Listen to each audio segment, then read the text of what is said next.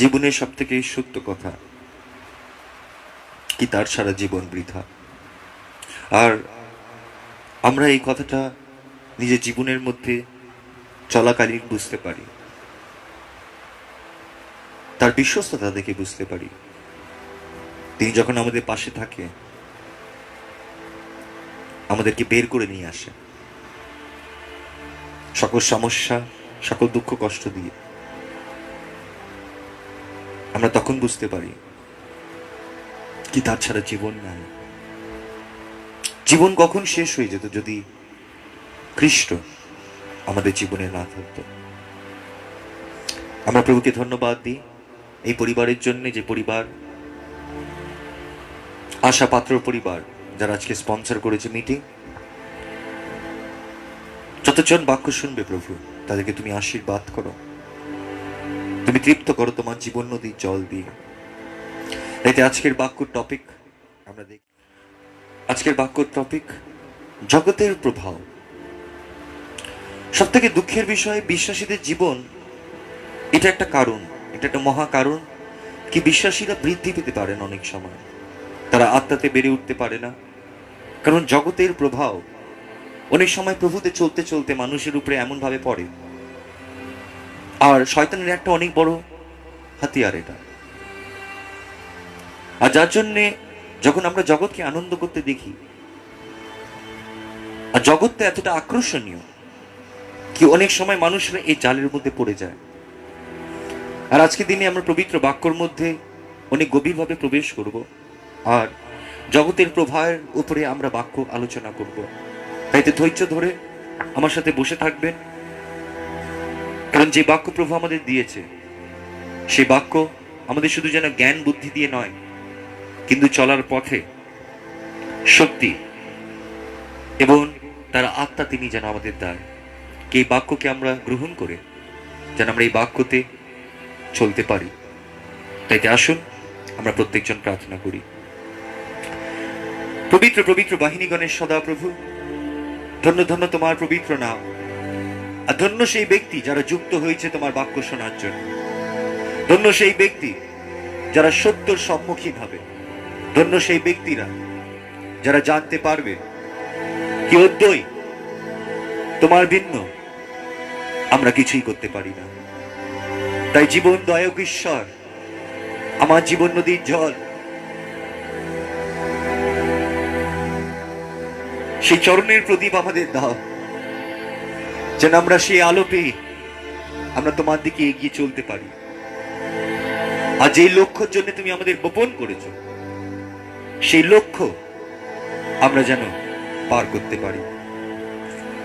এই পাপী মুখকে ব্যবহার করো, এই পাপী ব্যক্তিকে ব্যবহার করো, যেন এই পাপী ব্যক্তির মাধ্যম দিয়ে অনেক পাপীরা তোমার উদ্ধার, তোমার জীবন যেন ধারণ করতে পারে। তাই দয়াবান ঈশ্বর, সমর্পণ করলাম প্রত্যেকজন যারা শুনছে, তাদের কর্ণকে, তাদের হৃদয়কে। Fight your way through my Jesus. Break every barrier, যেন তারা তোমায় পেতে পারে, যেন তারা তোমার কাছে চেখে মেখে দেখতে পারে কি তুমি কত মঙ্গলময়। এই বিনতি অনুরোধ, কৃপা ভিক্ষা স্বর্গরাজ্যতে আমার নাজরেতীয় যিশুর নামেতে পিতা আমি পাঠালাম, তুমি শ্রবণ গ্রাহ্য করো। আমেন। পবিত্র বাক্যতে আমরা আসি। জগৎ অনেক এগিয়ে চলেছে পাপের দিকে, আর আপনারা নানান দিকে দেখতে পারবেন কি জগতের পাপের প্রভাব এতটা বেড়ে গেছে কি আজকের দিনে ছোট ছোট বাচ্চারা আর এক্সপোজ টু সিন, পাপের দিকে এতটা এক্সপোজার পেয়ে গেছে কি কালকেই আমি দেখলাম ফ্রান্স ঘোষণা করেছে কি যত 1 বছর থেকে নিয়ে 15 বছরের বাচ্চারা আছে, ফোন তারা যেন ইউজ করতে না পারে। ইলিগাল করে দিয়েছে 15 বছরের আগে যেন কেউ ফোন ইউজ করতে না পারে। 15 বছরের পর যেন তারা ফোন ইউজ করবে, ওখানে একটা ল তারা পাস করেছে আর যার জন্যে আজকে দিনে আমরা এখানে যতজন উপস্থিত, বুঝতে হবে কি, লোকেরা বুঝতে পারছে কি আজকের দিনে মানুষরা অনেক বেশি ডিস্ট্রাক্টেড, মানুষরা অনেক বেশি ভ্রান্ত, মানুষরা এত বেশি অন্য জিনিসের মধ্যে ব্যস্ত হয়ে পড়েছে কি তাদের নিজের মেন্টাল ডেভেলপমেন্ট তো ছেড়ে দিন, মানসিক দিক থেকে বৃদ্ধি তো ছেড়ে দিন, আত্মিক বৃদ্ধি তো অনেক দূরের কথা। আমাদের মানসিক বৃদ্ধি হয় নাকি আমরা আত্মিক দিক থেকে বৃদ্ধি পেতে পারি। যার জন্যে আজকে দিনে আমরা এই বাক্য নিয়ে বিশেষ করে আলোচনা করব কি জগতের প্রভাব মণ্ডলীর উপরে এত খারাপ ভাবে পড়েছে কি যেখানে মণ্ডলী জগৎকে পাল্টাবে, জগৎ মণ্ডলীকে পাল্টে দিয়েছে। আর দুঃখের বিষয় এটা কি যখন আমরা ফার্স্ট কোটেশন দেখি, ফার্স্ট কোটেশনের মধ্যে একই কথাই বলছে। One reason the church has so little influence over the world because the world has influenced the church. বলছে আজকে দিনে ঈশ্বরের মণ্ডলী এত প্রভাবশীল নয়, কারণ কি জগতের প্রভাব ঈশ্বরের মণ্ডলীর উপরে বেশি প্রভাবশীল পড়ে গেছে। যতজন চলার চেষ্টা করছি, আমরা যতক্ষণ একদিকে না আসতে পারি, যতক্ষণ আমরা জগৎ থেকে বেরিয়ে না আসতে পারি, পবিত্রতা, প্রভু বলছে পবিত্র হও যেরকম স্বর্গীয় পিতা পবিত্র। আর পবিত্রতার অর্থ, হিব্রু অর্থই হলো সেট অ্যাপার্ট। হোলিনেসের হিব্রু অর্থ হলো সেট অ্যাপার্ট। সেট অ্যাপার্ট মানে আলাদা করে নেওয়া। তার মানে যখন প্রভু কাউকে আহ্বান করেছে, তিনি তোমায় পবিত্রতার জীবনের জন্য আহ্বান করেছে, তার মানে তিনি তোমাকে আলাদা করে নিয়েছে এই জগৎ থেকে। আর তিনি আলাদা করে নিয়ে তোমাকে একটা নতুন ধারা দিতে চায়, একটা নতুন প্রিন্সিপাল দিতে চায়, একটা নতুন চিন্তাধারা দিতে চায়, একটা নতুন মন দিতে চায়, একটা নতুন হৃদয় দিতে চায়, যেটার মধ্যে থেকে তুমি জগতের মতন করে নয় কিন্তু ঈশ্বরের বাক্য অনুযায়ী চলতে পারো। কিন্তু যতক্ষণ আমরা এই নির্ণয়ের দিকে আসতে পারি না, ততক্ষণ আমাদের জীবনের মধ্যে we are vulnerable to sin, আর আমরা নিজের লক্ষ্য পার করতে পারি না। একটা জিনিস বুঝতে হবে প্রত্যেক বিশ্বাসীদেরকে কি যখন একটা কৃষক একটা বীজ বপন করে, ওই বীজের একটা লক্ষ্য থাকে, আর কৃষক একটা লক্ষ্য নিয়েই বপন করে। আর যখন সে বীজটাকে বপন করে, সে এই লক্ষ্য নিয়েই বপন করে কি একদিন ও আমাকে ফসল দেবে। আর ও বপন করে দেওয়ার পর ওই বীজটা আর দেখা যায় না, ওই বীজটা মাটির মধ্যে ঢেকে যায়, কিন্তু ওর লক্ষ্য রয়েছে। আর যে ওকে বপন করেছে, যে জায়গা বপন করেছে, সে খুব ভালো করে জানে আমি এই জায়গার মধ্যে বীজ বপন করেছি, আর এটার লক্ষ্য পেতে গেলে আমাকে সবকিছু প্রয়োজন এর যোগাতে হবে। এখানে কৃষক কি করে, কি যখন বীজ বপন করে সে রীতিমতন ওখানে জল দেয়, যদিও বা বীজটাকে দেখতে পায় না মাটির মধ্যে। একবার বপন করে দেওয়ার পর সে কৃষক দেখতে পায় না সেই বীজকে, কিন্তু যখন সেই বীজকে জল দিতে শুরু করে, সেই বীজ আস্তে আস্তে বাড়তে শুরু হয়, সেটা বৃদ্ধি পেতে লাগে, আর বৃদ্ধি পেতে পেতে একদিন সে ফলবান্ত হয়, যে ফলের আশা করেই ওটাকে বপন করা হয়েছে। তাই তো আজকে দিনে প্রত্যেক ব্যক্তিকে প্রভু বপন করেছে। আদম হাওয়াকে যখন তিনি সৃষ্টি করেছিলেন, তিনি আশীর্বাদ দিয়েছিলেন যেন তারা ছড়াতে পারে, বলছে ফলবান্ত হয়। তাই তো যখন স্বামী আর স্ত্রী বিবাহিত করে, আর গর্ভের মধ্যে যে বীজ বপন হয় সেটা একটা শিশুর মতন জন্ম নেয়, কিন্তু যখন ওটা বপন হয়, আমরা অনেকজন জানি না যে এই বীজ হাজার বীজের সাথে লড়ে, লক্ষ লক্ষ বীজের সাথে লড়ে মায়ের সেই থলির মধ্যে প্রবেশ করে, যেখানে সেটা বাচ্চা তৈরি করবে। আর যখন সেটা বাচ্চা তৈরি হয়, সেটা সম্পূর্ণ হয়, সেটা ফল হিসাবে মায়ের কাছে আসে। কি এত কষ্ট, দুঃখ, জ্বালা, যন্ত্রণার মধ্যেও, এত ব্যথার মধ্যেও সে যখন বাচ্চাটাকে তার ঘাড়ের উপরে চড়ায়, তখন মা সকল রকমের দুঃখ ভুলে গিয়ে সে বাচ্চাকে দেখতে পারে। কৃষ্ণকে পাঠানোই হয়েছিল এই কারণের জন্য। কি এবার ভেবে দেখুন কি প্রত্যেক জনকে পবিত্র বাক্য বলে It is appointed unto man to die once and then judgment. বলছে প্রত্যেক মানুষকে নির্ধারিত করা হয়েছে কি একবার মৃত্যু, তারপরে বিচার। এবার এই বিচার কিসের? এই মৃত্যুটা কি? আমরা যখন মারাও যায়, আমাদের দেহকে মাটির মধ্যে বপন করা হয়। আর প্রভুর বাক্যর মধ্যে বলছে তিনি গমের বীজকে বপন করেছে। আজকে দিনে আমরা জানবো কি করে তিনি গমের বীজকে বপন করেন, কি করে মাতৃ গর্ভে থেকে নিয়ে এসে সেই মানুষ মৃত্যুর মুখে যায়, আর তারপরে পুনরুত্থান যখন ঈশ্বর করবে, পুনরাগমন যখন তিনি করবে, তখন পুনরুত্থান হিসাবে তার ফসল উঠে আসবে। আর এটা একটা ডিভাইন প্ল্যান, এটা একটা বড় পরিকল্পনা ঈশ্বরের, কি তিনি তোমায় বপন করতে চান। তাহলে যতক্ষণ একটা ব্যক্তি নিজের জীবনকে ঈশ্বরের হাতে তুলে না দেয়, তার মৃত্যুর কোনো অর্থ নেই। সে সেই ফলবান হতে পারে না। সে কবরের মধ্যে যাবে তো বটে, কিন্তু সে শ্যামাঘাস হিসাবে যাবে। আর যখন সে শ্যামাঘাস হিসাবে যাবে, সেটাকে তুলে অগ্নির জন্য ব্যবহার করা হবে, কারণ তার জীবনের মধ্যে কোনো ফল নেই। কিন্তু ঈশ্বর বলছে কি যারা যারা ঈশ্বরের সন্তান, যারা খ্রিস্টের বাক্য মেনে চলবে, তারাই ঈশ্বরের সন্তান হওয়ার যোগ্য হবে।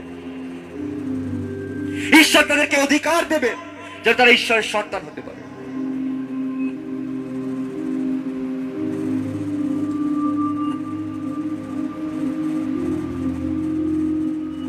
তাই আমাদেরকে বুঝতে হবে, খ্রিস্টে আমার প্রিয়জনেরা, একটা মুরগিও যখন ডিম দেয়, ও যদি নিজের ডিমকে নিজেই খেয়ে নেয়, তাহলে সে কখনো সে বাচ্চা বা মা হওয়ার আনন্দ, পক্ষী মাতা হওয়ার আনন্দ কখনো পাবে না। কিন্তু যখন সে ডিম দেয়, সে রীতিমতন গিয়ে ওটার উপরে বসে আর অপেক্ষা করে কি একদিন এই ডিমের মধ্যে থেকে আমার বাচ্চা বেরিয়ে আসবে। সেরকম করে আমরা যখন কবরস্থ হই, ঈশ্বরের বাক্য মেনে যখন আমরা এই জগৎ থেকে বিদায় নিই, তখন একদিন তুরধ্বনি বাজবে, আর ওই তুরধ্বনির মধ্যে প্রত্যেক বিশ্বাসী যারা ফলবান্ত হয়েছে তাদেরকে তুলে নেওয়া হবে। এটাই হলো আমাদের লক্ষ্য। এটার জন্য ঈশ্বর আমাদের আহ্বান করেছে কি যেন আমরা পবিত্র তার জীবনকে ধারণ করতে পারি। দুঃখের বিষয়, অনেক অনেক বিশ্বাসীরা নিজেকে দুর্বল মনে করে। এতটা দুর্বল মনে করে কি তারা মনে করে কি আমাকে কারোর সাথে কথা বলার উচিত নয়, আমাকে লো এক্সপেকটেশন রাখার উচিত, কারণ বেশি এক্সপেকটেশন রাখলে আমার জীবনের মধ্যে দুঃখ কষ্ট জ্বালা যন্ত্রণা হবে, আমার জীবনের মধ্যে কষ্ট হবে, আমি একটু কমফোর্টেবল ভাবে থাকতে চাই। কিন্তু ঈশ্বর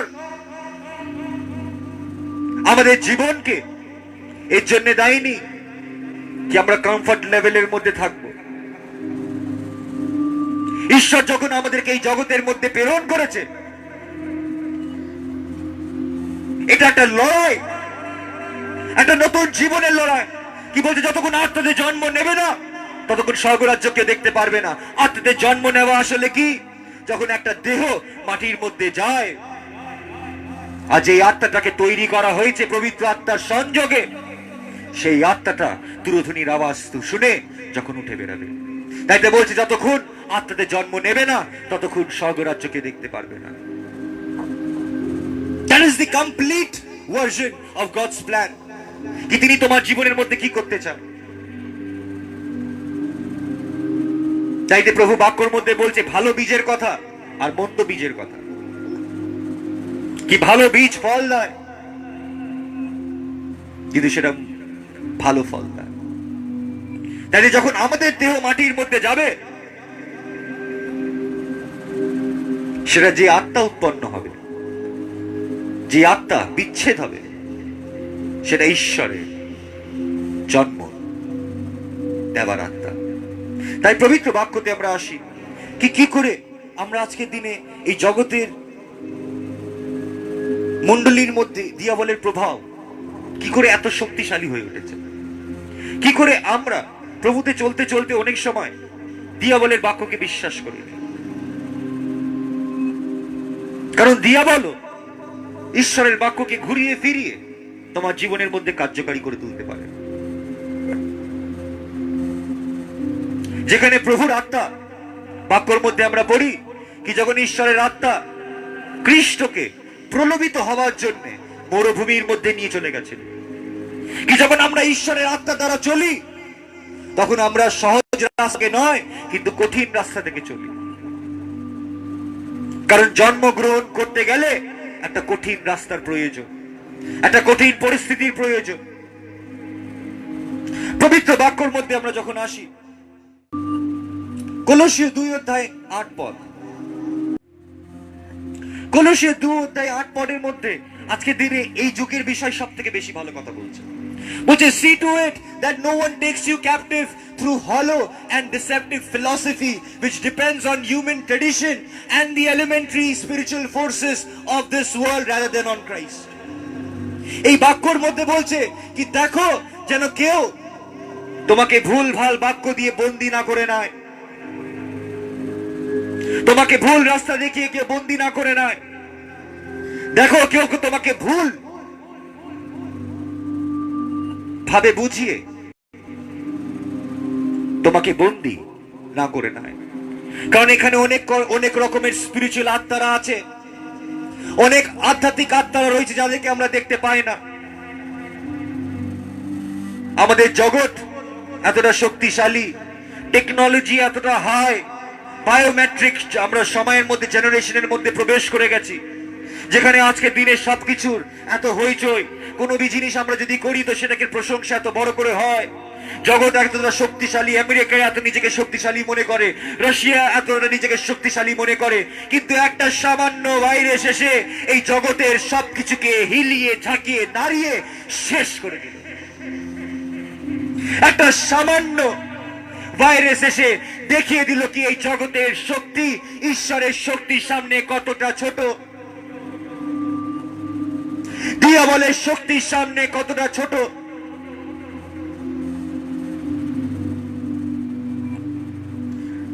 বলছে আজকে দিনে এই জগতের মধ্যে অনেক রকমের আত্মা আছে যারা তোমাকে ভ্রান্ত পথে নিয়ে যায় আর বিশ্বাস করায় ঈশ্বরের বাক্যর উপরে নয় কিন্তু মানুষের ট্রেডিশনের উপরে, কি এটা করলে ওটা হবে, ওটা করলে এটা হবে। তারা ট্রেডিশন করতে চায়। আচ্ছা, যে কোনো মন্ডলীর মধ্যে যাও, ওখানে পবিত্র বাক্য পাবে না, ট্রেডিশন পাবে। কনফেশন করতে যাও, 3টে প্রণাম মারিয়া আচ্ছা 2টা স্বর্গীয়স্থ পিতা বলো, তোমার পাপের ক্ষমা হয়ে যাবে।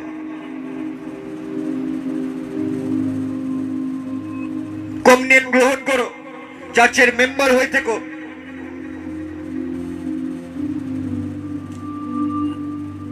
আমাদেরকে ঈশ্বরের আত্মা এর জন্য আহ্বান করেছে, আমাদেরকে ঈশ্বরের আত্মা এর জন্য ডেকেছে।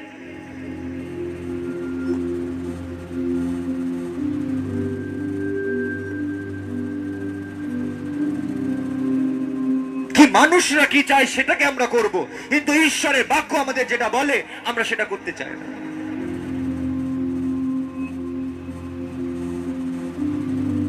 কতজনের মধ্যে সেই উপলব্ধি রয়েছে কি তারা বুঝতে পারে সঠিক থেকে ভুল কোনটা, তারা উপলব্ধি করতে পারে কি এটা সঠিক, তারা নির্ণয় নিতে পারে কি না এটা রাইট। আমি কিছু কিছু জনকে বুঝতে পারি না কি তারা প্রেয়ার রিকোয়েস্ট পাঠায়, প্রেয়ার রিকোয়েস্টের মধ্যে তারা 10 টাকা 20 টাকা বা 100 টাকা ঢুকিয়ে তারা পাঠিয়ে দিচ্ছে। এর জন্য কি 100 টাকা দিচ্ছে তুমি প্রার্থনা করো? কে শিখিয়েছে এসব? কে বলেছে এসব করতে? বাক্যর মধ্যে কোন জায়গায় লেখা আছে কি যতবার প্রচারককে প্রার্থনা করতে বলতে হবে ততবার আমাকে হাতের মধ্যে কিছু দিতে হবে?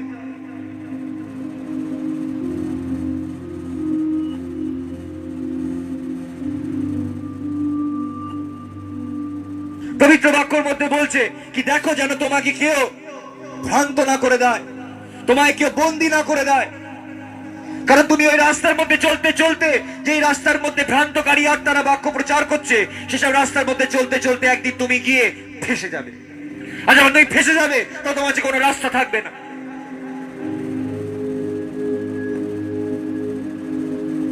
তাদের সময় এখন রয়েছে কি যেখানে ঈশ্বরের সত্য বাক্য প্রচারিত হচ্ছে, যুক্ত হয়ে যান। আমাদের স্কুলের মধ্যে আমাদের শেখানো হতো, যারা সত্যি করে জ্ঞানবান টিচার আছে খুব ভালো করে জানে,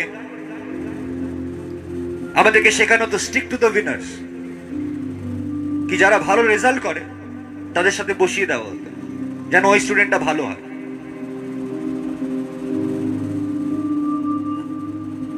আমরা খুব ভালো করে বুঝতে পারি, কিন্তু আজকে দিনে আমরা পার্থক্য করতে পারি না কি ভালো কি মন্দ কি।